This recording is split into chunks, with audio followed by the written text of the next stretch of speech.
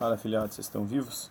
No vídeo de agora nós vamos falar um pouquinho sobre o Estado Democrático Brasileiro, sobre sua evolução política, sobre a República da Espada, a Constituição de 1891, do Estado varguista, do populismo, do voto na República Oligárquica e de Getúlio Vargas. Então acompanhem-nos aí, né? O advento de práticas democráticas no Brasil está associado à implantação da República de 1889, a proclamação, né? Em 15 de novembro de 1889. Antes disso, durante o período monárquico, o Brasil conheceu uma Constituição liberal na concepção, mas autoritária na aplicação. Liberal na concepção porque garantia vários direitos liberais, né? Mas ao mesmo tempo era autoritária porque tinha um poder moderador acima dos três poderes, né? Do legislativo, do executivo e do judiciário, tinha um poder moderador, muitas vezes funcionava de cima para baixo, até dissolvendo, né, o parlamento. A partir de 1847, quando foi criada a figura do presidente do Conselho de Ministros, pode-se falar em parlamentarismo no Brasil. Mas era um parlamentarismo à moda da casa, sujeito às manobras imperiais. Por exemplo, em 1871, Dom Pedro II confessou à princesa Isabel que havia contribuído para a queda de 3 gabinetes. Além das intervenções junto ao Poder Executivo, o chefe de Estado, titular do Poder Moderador, dispunha de poderes constitucionais para interferir no Judiciário ou no Legislativo. Este último tinha seus assentos preenchidos pelo voto censitário, excluindo a maioria absoluta da população da esfera decisória. Os primeiros anos do período republicano, de 1889 a 1894, ficaram conhecidos como a República da Espada, porque fomos governados pelos militares, né?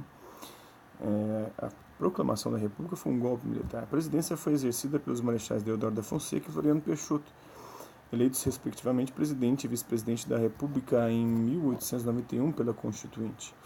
Foi um período perturbado, marcado pela renúncia de Deodoro à presidência no final de 1891 e por uma série de rebeliões, como as revoltas da Armada de 1891 a 1892 e a Revolução Federalista do Rio Grande do Sul de 1893. No decorrer desse período, as oligarquias rurais conseguiram neutralizar as pressões dos militares dispostos a se perpetuar no poder, e em 1894 elegeram um presidente da República, o paulista Prudente de Moraes, ligado aos cafeicultores, o primeiro presidente civil, né, do Brasil, né, ligado aos cafeicultores de seu estado. A República Oligárquica, que se estenderia até 1930, a República do Café com Leite, né, quando foi derrubada pela Revolução que entregou o poder a Getúlio Vargas. A República trouxe consigo a universalização do direito de voto garantido aos homens alfabetizados nascidos do Brasil, mas não às mulheres. A limitação provocada pela exigência de alfabetização manteve a exclusão social, uma vez que a educação estava limitada àqueles com condições econômicas para financiá-la. Apesar da promessa de universalização do ensino, o governo republicano abria mão desse direito, sendo o principal responsável pela restrição da cidadania. No início da vida republicana, ao praticar o voto, o cidadão recebia várias cédulas nas quais deveria indicar o nome do candidato escolhido. Cada célula deveria ser depositada em envelopes separados, lacrados pelo cidadão e entregues ao mesário, o que fortalecia a impressão de independência. Mas essa impressão era desfeita pela necessidade de entregar uma segunda cédula aos mesários, assinada e datada pelo cidadão. Isso rompia com o segredo do voto, dando controle aos grupos oligárquicos sobre a massa do eleitorado. Outras práticas usuais do período foram o voto cabresto, pelo qual os fazendeiros controlavam o eleitorado nas áreas sob sua influência, e a falsificação das atas eleitorais. O sistema de votação foi modernizado pela inclusão do aparato tecnológico, né? A urna eletrônica garante agilidade no processo de votação e na verificação dos resultados, possuindo, além disso, um grau relativo de segurança contra fraudes eleitorais. Não é totalmente seguro, mas é seguro. O voto de célula também não era, a prova está na República Oligárquica aqui, né? O processo de votação, a eleição do Bush, né, a recontagem de votos lá, coisa mais estranha. Então, o processo de votação assegura completa privacidade ao cidadão no ato do voto. No entanto, em algumas regiões ainda subsistem práticas clientelistas na influência sobre as decisões do eleitor. Quais setores sociais foram hegemônicos no início do Brasil republicano? Foram os produtores rurais, né? Os grandes fazendeiros, na verdade. Não os pequenos produtores, mas os grandes produtores rurais. Relacionando as expressões voto cabresto e curral eleitoral. O curral eleitoral era onde estavam os eleitores do coronel, né? Que com o voto de cabresto obrigava os eleitores a votar nos candidatos que ele indicava. Então, importante ler, né? A Revolução de 1930, do Boris Faust, né? É uma edição revista e ampliada de um clássico da historiografia brasileira lançado nos anos 70. O autor analisa a ruptura que pôs fim à hegemonia do setor cafeeiro e acelerou o processo de modernização do Brasil. Tem caricatura, vários chars da época, né, do voto de cabresto de Storm, na revista Careta de 19 de fevereiro de 1927, da Biblioteca Nacional do Rio de Janeiro. A partir de 1930, início da Vargas, o Estado concedeu e regulamentou uma série de leis que protegiam os trabalhadores urbanos. No entanto, as ações governamentais desse período devem ser vistas com certa cautela.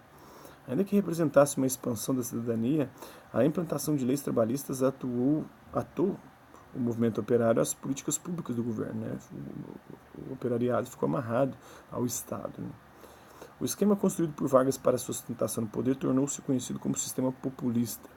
Na esfera econômica, o governo atendeu aos interesses de oligarquias regionais mediante a criação de órgãos como o Instituto do Cacau e o Instituto do Açúcar e do Álcool, que ampararam os fazendeiros nordestinos. Além disso, financiou os industriais brasileiros e investiu na montagem da indústria pesada, sob controle estatal, como a indústria siderúrgica.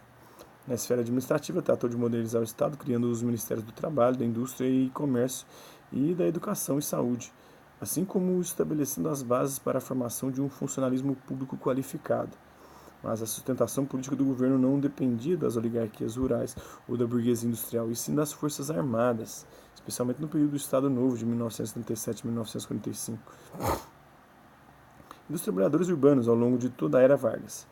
É a arregimentação dos trabalhadores relativamente passivos pela burocracia sindical e estatal, em apoio a um chefe político carismático, o que caracteriza o populismo, né? Por outro lado, os direitos políticos permaneceram restritos durante o período de Vargas, vindo apenas a ser requisitados na etapa posterior, liberal populista. Essa inversão na ordem da obtenção dos direitos que democratizam a vida pública é essencial para compreender o fracasso do regime democrático no período. O aprendizado político da sociedade brasileira sempre foi historicamente restrito e caracterizado pela exclusão das populações mais carentes.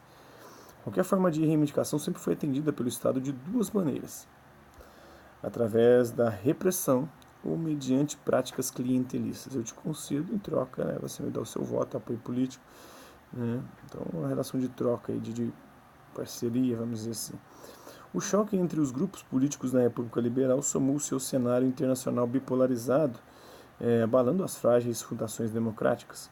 O resultado foi o enrijecimento das regras societárias com a implantação de uma ditadura militar em 1964. Né?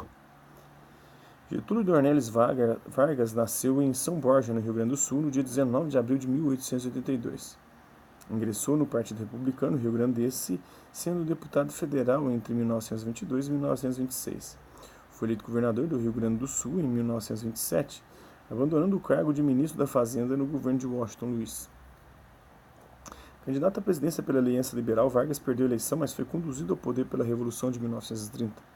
Dedicou-se ao golpe, dedicou-se à modernização da sociedade e da economia nacionais, com o fortalecimento da indústria de bens de consumo, com a implantação da indústria de base e com a regulamentação das leis trabalhistas.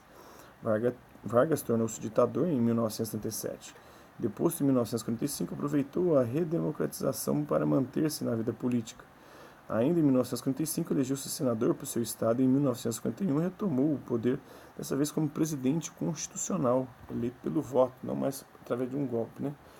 Mas o Senado Democrático mostrou-se mais agressivo às práticas políticas de Vargas.